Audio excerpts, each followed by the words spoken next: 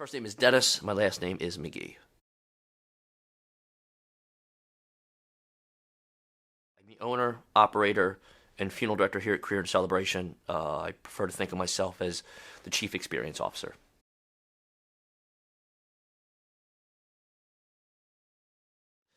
Experienced a death at a very young age. I was about 14 when that occurred. It was my mother's mom, my maternal grandmother that passed away. And the moment in which the funeral director had arrived at our home where we lived and had lived with her for years through her illness and hospice care was an impressionable one for me. That it was very lights on, as without previously thinking about it, that it was immediately something that I could and would and wanted to do. And from that moment, October 13th, 1990, moving forward, I've wanted to become a funeral director. And once I got there, I wanted to become the best that I could be.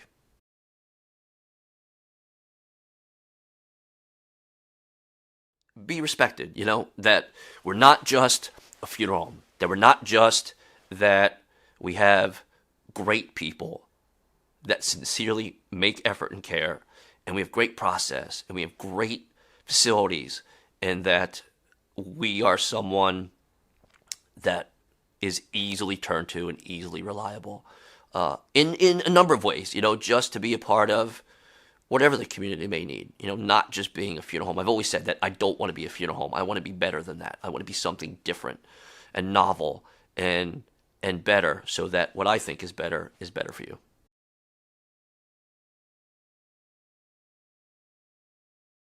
I learned very quickly how deeply rooted both were in each of the communities. They're not far apart, but we have been here in Gloucester City. The building itself was built in 1911. The Etherington family opened the funeral home to their neighbors and community in 1915, and have been a continuously operating funeral home since, I believe, January of 1915. I happen to be the fourth owner of the business, passing through the Etherington family, then the Creran family, and then myself. Here in Oak Lynn, it's been Mr. Creran had purchased this building and opened it in August of 1952.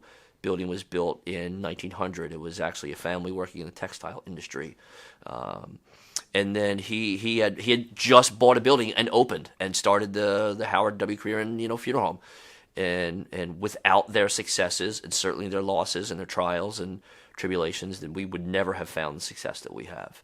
So it's quite an honor for me to follow those very fine families and very fine gentlemen.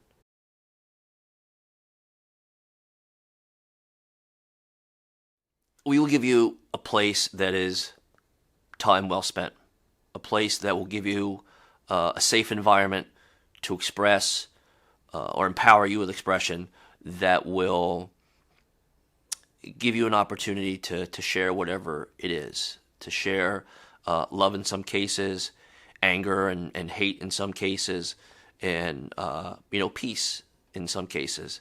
But whatever that is, that I promise you that we will use those details that are so important to give you something back for someone that you care about deeply in a way that you maybe have never seen before. And I think that makes your time here worth my while for sure, worth your while, and we would do all of that with a sense of hospitality, dedication, and warmth.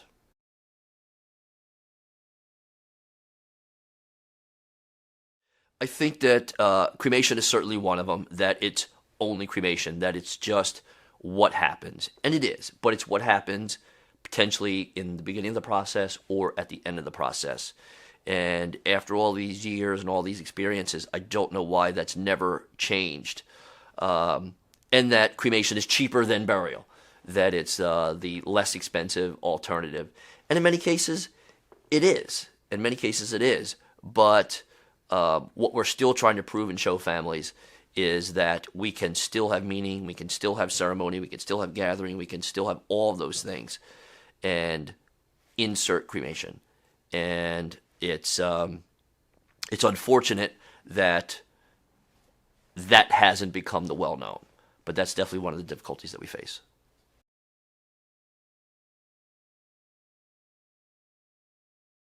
Plenty of options. I think that's the alluring part of cremation. The beauty of it is that the essence of time or the urgency of time is released, that we can do things in a very well thought out, systematic way. There is no urgency to get to the cemetery or have things done in a few days, that it gives you so much opportunity in what and where and how you can say goodbye, and not only say goodbye, but doing it in a meaningful way, and I think many times in a transformative way.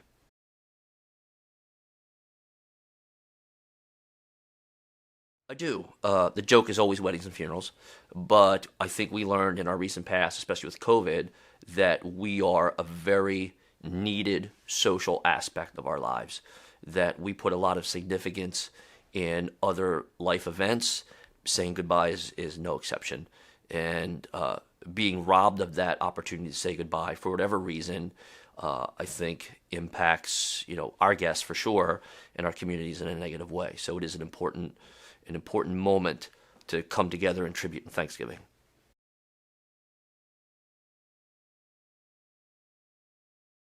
So I think at its core, it empowers them. It empowers them with expression, because expressing what you think and how you feel at the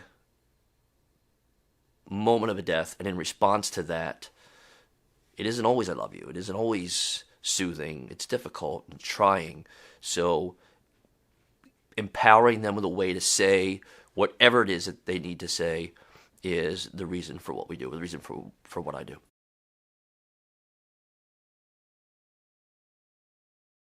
Undoubtedly, attentive customer service. I think even in my own experiences and dealing with my own life and my own events, that customer service lacks. It's phone trees and it's a lot of these things that we make it a point, and it's important to me and all of our staff, that people are spoken to with dignity. They're spoken to immediately. They're responded to immediately.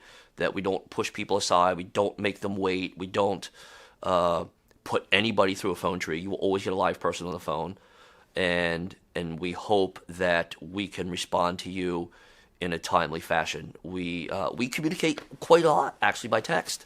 That has proven to be very beneficial for us. We have video capabilities and music capabilities, and yes, I want to speak with people, but text is the preferred method of communication these days, and I think that it really opens up good relationships, that we can communicate in a familiar way and be candid too. It's not always a bad thing to send a smiley face or a thumbs up. That we sometimes, I think, as funeral directors, aren't interpreted as the most sensitive or the most feeling people, and we can communicate that we in fact are, and that we're genuinely concerned about how you are doing and what you think.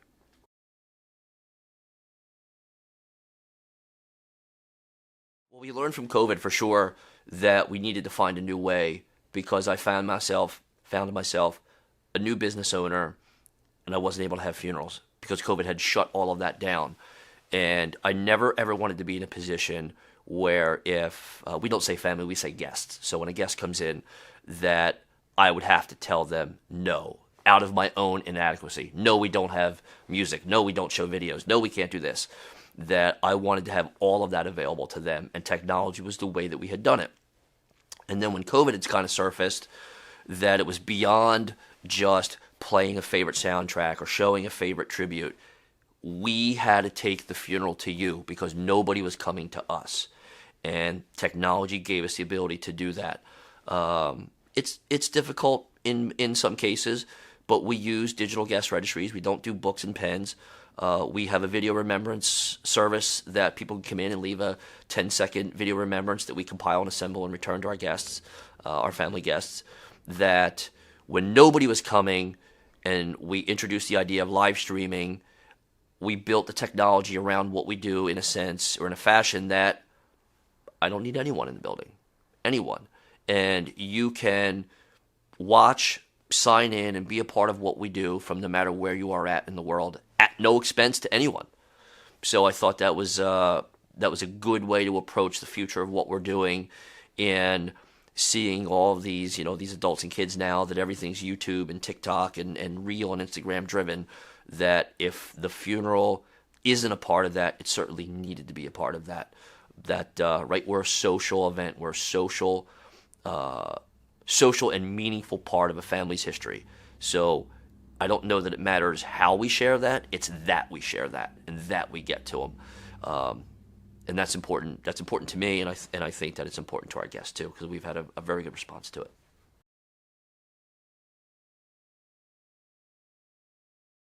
I had a very specific vision on what they would be. I wanted something modern. I wanted something convenient. I wanted something that really invited people in and was welcoming.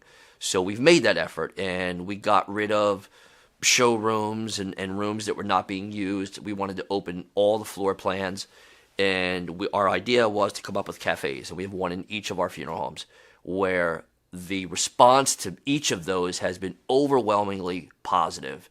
We have an opportunity that if we're starting early in the morning, maybe before church, that you can come in and have a cup of coffee or have orange juice or a donut. And if maybe it's a little overwhelming to be in the viewing room, to be with family, to be with guests, that you can kind of come back and take a moment to yourself, get away from the busyness of what the funeral actually is, but be very homey, be very comfortable, and not in like a stuffy kind of way. And I think that we've achieved it. I think we've gotten a lot of compliments about our decor and our thought and our color palettes that I hope that would transcend the funeral business and the funeral industry and what we have been doing previously to this.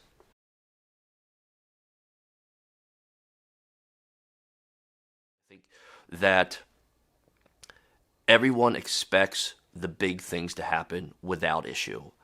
And the attention to detail is of primary importance. So much so that I think we should overwhelm you with detail, even though it's not noticed. I mean, I think that's a cue you take from Walt Disney, and you take from other companies that do that so perfect that we try to do that too, and we slip little nuance, little detail all over your experience here, whether it's the word on the prayer card or a picture here or a candid, handout that just is very tongue-in-cheek, but everyone gets. So I think those little details really, really, really make it important for those who aren't expecting it.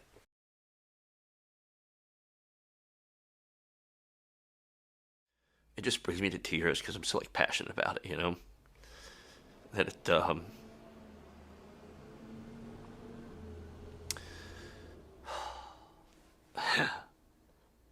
this is who and what I am to the core.